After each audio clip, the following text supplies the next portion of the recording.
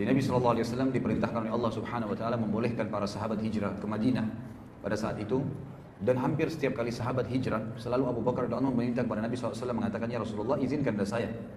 Tapi setiap kali izin pasti Nabi SAW mengatakan, sabarlah wahai Abu Bakar, mungkin Allah akan siapkan teman untukmu.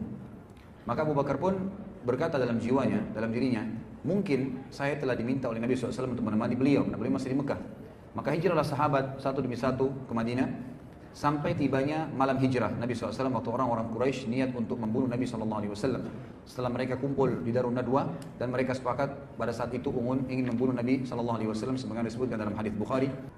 Maka mereka berkumpul, lalu datanglah iblis, syaitan menjelma menjadi manusia, kemudian berkata kepada mereka pada saat ide-ide dikumpul dan Abu Jahal mengatakan lebih baik kita keluarkan dari setiap suku yang ada di Mekah yang tidak beriman pada Muhammad anak muda yang paling kuat, kemudian dibayar, lalu kemudian membunuh Muhammad secara bersamaan agar sukunya Muhammad tidak bisa melawan. Maka syaitan pun berkata, inilah pendapat. Pada saat itu mendukung pendapat Abu Jahal. Lalu kemudian terjadilah upaya mereka untuk membunuh Nabi SAW malam itu, sebagaimana sudah kita tahu kisahnya. Lalu Nabi SAW pada saat itu menyuruh Ali radhiyallahu anhu untuk menggantikan beliau di ranjangnya, dan beliau di awal malam itu keluar, kemudian sambil membaca surah Yasin, A'udzubillahi minasyaitonirrajim wa ja'alna min baini aydihim saddan wa min khalfihim saddan faghshaynahum fahum la yubsirun.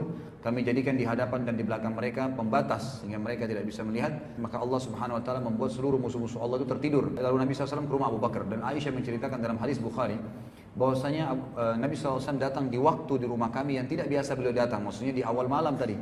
Kemudian berkata kepada Abu Bakar, wahai Abu Bakar, keluarkanlah semua orang yang ada di sini. Waktu itu kebetulan kata Aisyah, aku sedang berada di situ bersama dengan Asma. Kemudian Abu Bakar mengatakan, ya Rasulullah, mereka anak-anak saya, tidak ada masalah.